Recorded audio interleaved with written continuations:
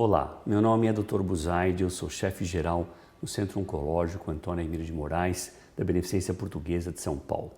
Nós vamos falar agora do tratamento do câncer de mama especificamente, situação por situação. Primeiro, vamos falar um pouquinho dos tipos de câncer de mama, o que nós médicos chamamos de tipos histológicos. Quando alguém fala, a minha amiga teve um câncer de mama, eu preciso saber que tipo é. E esse tipo tem que ter nome e sobrenome. O nome seria o carcinoma e o sobrenome é o que vem depois. Por exemplo, a maior parte dos cânceres de mama são chamados de carcinomas ductais. O segundo mais comum é o chamado lobular, que ocorre em mais ou menos 10% dos casos. Tem alguns tipos agressivos raros, felizmente raros, chamado carcinoma lobular pleomórfico ou carcinoma metaplásico, que são subtipos mais raros, um pouco mais agressivos também em relação aos outros dois tipos. E também tem alguns tipos raros muito favoráveis. Por exemplo, carcinoma tubular, carcinoma quibiforme, papilífero, mucinoso e adenoide cístico. Então, quando alguém fala câncer de mama, a pessoa tem que dizer, me diga exatamente o tipo de câncer de mama que nós estamos falando. É comum em consultas uma paciente falar, mas a minha amiga viu o médico X que disse que ela não precisava de químio. Eu também acho que não preciso. Você precisa saber bem o tipo de câncer que a sua amiga teve, para saber se é exatamente o seu tipo de câncer de mama. Como regra geral, de uma maneira simplística, nós temos 3 tipos de receptores na célula cancerosa de mama. 2 deles são chamados receptores hormonais. Um é para estrógeno, outro é para progesterona e o outro é o chamado HER2. O estrógeno e a progesterona ficam na parte interna da célula, chamado citoplasma ou no núcleo, enquanto que o tal do HER2, que significa Human Epidermal Receptor, e ele está na superfície da célula cancerosa. A informação sobre esses 3 tipos de receptores leva o médico a decidir o tipo de câncer de mama que a doente tem, de uma maneira simplística, e desenhar, então, o melhor tratamento para ela. Há 3 grandes tipos de câncer de mama. Quando os 3 receptores estão negativos, isto é, não estão presentes, nós chamamos esse tumor de triplo negativo. Isto é, não tem receptor de estrógeno, progesterona ou esse tal do receptor chamado HER2. Quando ele tem os receptores de hormônio, estrógeno ou progesterona, e o HER2 não presente, chamado negativo, nós chamamos esse tipo de tumor de luminal, que é a maioria dos casos. Quando o paciente tem receptor de estrógeno ou progesterona, positivo ou negativo, isso não importa tanto, e o HER2 hiperexpresso, isto é, expresso em excesso na superfície da célula cancerosa, nós chamamos esse tumor então de HER2 positivo. Vamos falar de câncer de mama desde o começo. Quando ele nasce, o câncer de mama, ele nasce respeitando a parede externa do túbulo onde ele nasceu. E nessa fase, ele é chamado então carcinoma in situ, isto é, ele não ultrapassa essa membrana que está ao redor desse tubinho, chamado membrana basal. Quando ele ultrapassa essa membrana basal, ele é então chamado carcinoma invasivo de mama. E o risco do câncer se espalhar depende do grau de extensão, o grau de invasão que ocorre do câncer de mama. Quanto maior o tumor, maior o risco de se espalhar. Vamos admitir que você tivesse um pequeno câncer de mama, conforme mostrado na seta azul. Esse tumor, então, pode entrar dentro dos canais linfáticos e parar em um gânglio, em geral na axila. Esse gânglio, o qual a célula cancerosa pode atingir quando sai da onde nasceu, é chamado de gânglio sentinela ou linfonodo sentinela. Aqui está uma paciente que já foi operada e foi feita uma chamada incisão periaureolar. Quando você olha, você obviamente quase nem vê onde operou. Isso é uma cortesia do professor Frasson da PUC do Rio Grande do Sul. Obviamente ele não ia ceder um caso ruim, esse caso está excelente, mas se você olhar com calma, você vai ver exatamente aonde foi a incisão. Então, naquele exemplo que eu mostrei de um tumor perto da areola, mas relativamente profundo, o cirurgião consegue às vezes fazer cirurgias que levam a um grau de mutilação muito menor e, portanto, um resultado estético muito melhor. Esse já é um caso mais avançado que foi operado e a paciente então teve que fazer uma mastectomia, onde colocou uma prótese para tentar deixar o tamanho mais próximo da outra mama. O tipo de cirurgia que vai ser feito então depende do tamanho do tumor, da localização do tumor e quem decide obviamente é o cirurgião mastologista junto com o cirurgião plástico. Eles em conjunto e com o paciente vão decidir a melhor cirurgia. Aqui é um exemplo onde foi feita uma adenomastectomia, isto é, se tirou as mamas da paciente, ambos os lados. Ela tinha uma mutação, por exemplo, de BRCA, como a Angelina Jolie, a mesma cirurgia que a Angelina Jolie fez. Você tira as mamas por uma incisão baixa, por um corte baixo, permitindo assim um bom resultado estético para a paciente. Obviamente, as mamas foram substituídas por prótese, para dar aspecto e a morfologia usual da mama. Aqui a visão de frente de novo, mostrando essa incisão na parte inferior da mama. Alguns casos, entretanto, podem às vezes complicar. Todas as cirurgias têm pequenos riscos. E um deles, nos casos da adenomastectomia, é morrer um pouco do tecido da areola ou do bico da mama, o chamado papila. Nesse caso, houve uma necrose da papila e tem que se fazer alguma forma de retificação. Então, nenhum desses procedimentos tem risco zero. Às vezes as mulheres falam, não, eu vou ao médico, já tira tudo e acabou. Não é assim tão simples. Tudo tem risco e é importante medir e pesar os prós e contras de cada estratégia. Vamos falar um pouco agora do que a gente faz depois da cirurgia. Frequentemente a cirurgia é o primeiro tratamento, nem sempre nós vamos falar disso, mas frequentemente ele é. A pessoa é operada, ela vem consultar o oncologista e ela pergunta, doutor, eu estou curada? Eu já fiz tudo, eu preciso fazer alguma coisa a mais. Então, quando a pessoa tem algumas regras que eu estou enumerando. A primeira é, se a pessoa teve uma cirurgia chamada conservadora, isto é, não arrancou a mama toda, tirou uma parte da mama, a radioterapia é necessária após a cirurgia. É chamado radioterapia adjuvante. É a regra, há exceções, mas a regra é administrar radioterapia.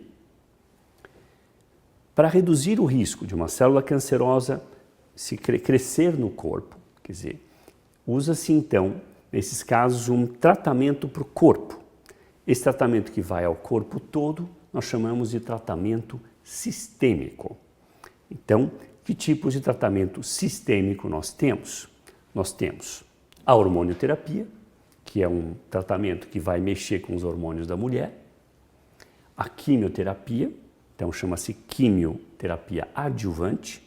A hormonioterapia só pode ser usada quando o tumor tiver aquele receptor de estrógeno ou progesterona dentro da célula, caso contrário não se usa hormonioterapia. E quando a paciente tem aquele HER2 na superfície da célula, nós usamos uma quimioterapia combinada com um anticorpo importante chamado trastuzumab. Eles têm um nome complicado, mas esse é o nome da medicação. Outro ponto importante é quem tem que receber quimioterapia preventiva.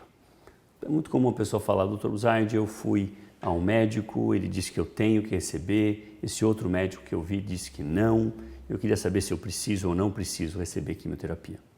Nós temos algumas regras gerais, mas também tem muita área cinza na oncologia.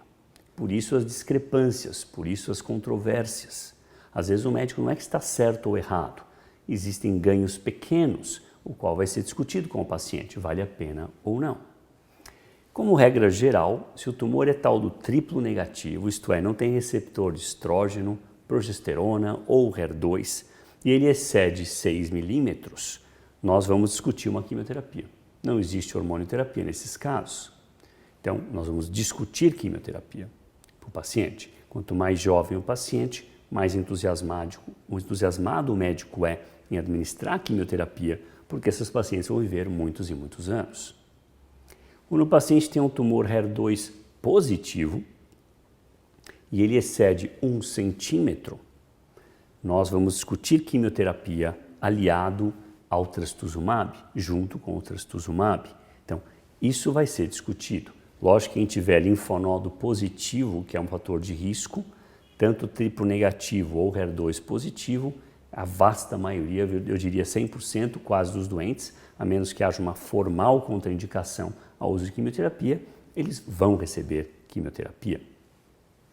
Quando o paciente tem um receptor hormonal positivo, que é a maioria dos casos com HER2 negativo, se ele tem algumas características agressivas, o médico dá químio. Por exemplo, mais de 1 centímetro, grau 3, com invasão linfática ou linfonodo positivo, esses pacientes recebem, em geral, quimioterapia. Quando o tumor tem tumores pequenos, quando o paciente tem tumores pequenos, entre 0,6 e 1, por exemplo, nós temos que discutir individualmente, vale a pena, não vale, a paciente é jovem, a paciente é mais idosa, tem algum problema médico, alguma comorbidade, tudo isso vai entrar na equação no processo decisório. Existem também alguns testes que podem ser usados para ajudar a decidir se nós vamos dar quimioterapia ou não.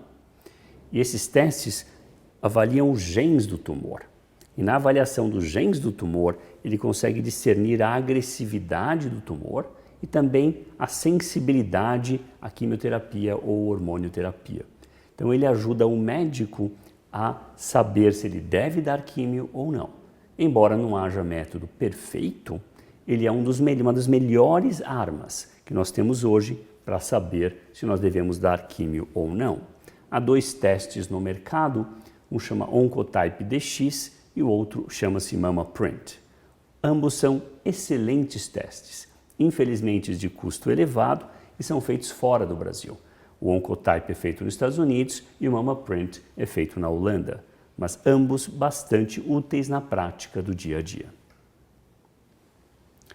Em tumores muito grandes, o cirurgião às vezes liga para o oncologista e fala: esse tumor é muito grande, não dá para operar, eu prefiro que você dê um tratamento antes da cirurgia, por exemplo, uma quimioterapia, para tentar reduzir o tumor e fazê-lo ficar mais fácil de ser operado. Isso nós chamamos de quimioterapia neoadjuvante, isto é, não é adjuvante, é neoadjuvante, antes da cirurgia. Então imagine essa moça que tem um tumor grande com gânglios axilares envolvidos, você dá uma químio, o tumor reduziu bastante e permitiu, nesse caso, por exemplo, uma cirurgia conservadora. O cirurgião ia tirar a mama, depois da quimioterapia ele conseguiu preservar a mama, melhorando assim o resultado estético. Qual é a melhor sequência de tratamento? Se a pessoa recebe uma quimioadjuvante, se o médico indicar, a quimio vem logo depois da cirurgia. Depois vem a rádio e depois vem a hormonioterapia. Essa é a sequência correta. E se a doença volta, Dr. Buzaide, o que a gente tem que fazer? Aí a situação é mais complicada, com certeza, mas tratável. E depende do tipo de tumor. Nós tínhamos falado daqueles tipos de tumor, tínhamos falado do tumor com receptor hormonal positivo HER2 negativo, chamados de luminais, tínhamos falado do triplo negativo e do HER2 positivo. Então, o tipo de tumor é a primeira coisa que o médico vai avaliar. E o segundo é qual a extensão da doença.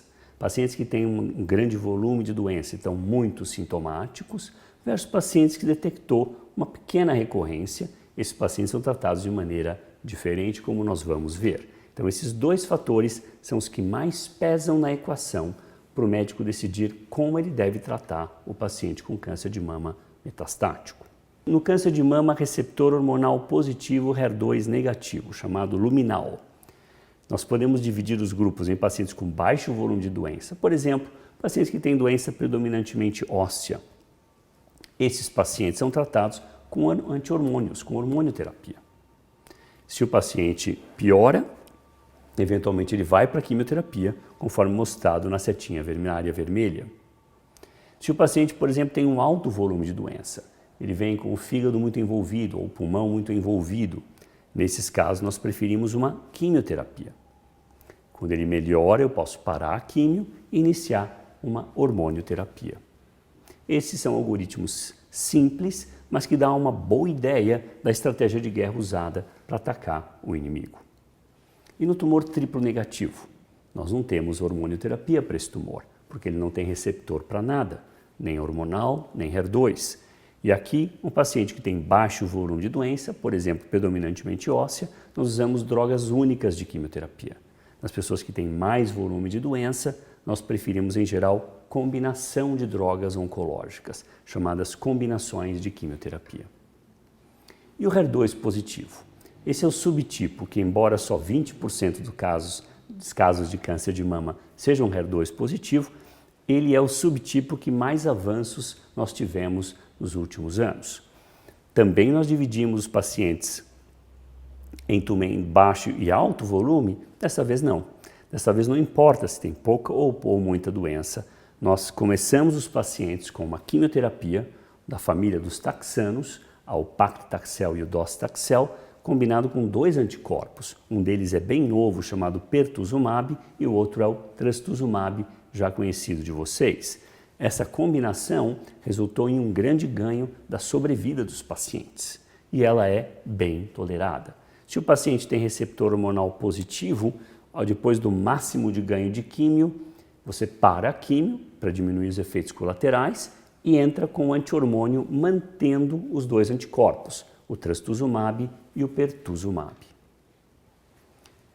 Uma coisa nova também que veio recentemente, há menos de um ano no Brasil, é o chamado TDM1. Essa é uma droga fantástica. É uma das drogas mais inteligentes da oncologia, o verdadeiro cavalo de Troia. Essa droga nada mais é do que o próprio trastuzumab, que está mostrado nesse diagrama em verde. Mas ela carreia a própria químio junto com o anticorpo. Isto é, você não injeta a químio na veia e o trastuzumab. O próprio trastuzumab está carregando a quimioterapia, chamada emtansina. É um verdadeiro cavalo de Troia. Quando ela liga nesse receptor do HER2, que está mostrado em roxo, isso é tudo internalizado dentro da célula e dentro da célula libera o veneno que mata a célula cancerosa, que é a emtansina. Então, isso é uma estratégia fantástica, porque não produz nenhuma queda de cabelo, por exemplo. Não produz baixa quase das células brancas, um pouco das plaquetas, extremamente bem tolerado. Poderia dar para uma pessoa de 90 anos, sem hesitação. Então, o futuro da oncologia é fazer com que as armas fiquem melhores, mais espertas, menos efeitos colaterais. Essa é toda a estratégia de desenvolvimento de novas drogas. Vamos concluir então essa nossa apresentação. Então, primeiro, nos tumores iniciais, a estratégia de guerra é cura. E a vasta maioria dos pacientes estão curados. Então, o médico vai evitar reduzir dose, ele vai evitar atrasar a quimioterapia, vai fazer tudo para administrar os remédios da maneira mais apropriada possível para ter a maior chance de cura. Quando a doença é avançada, a estratégia é controle da doença. Mas há muitos remédios e novos remédios, felizmente, estão vindo, principalmente na doença HER2 positiva. Muito obrigado.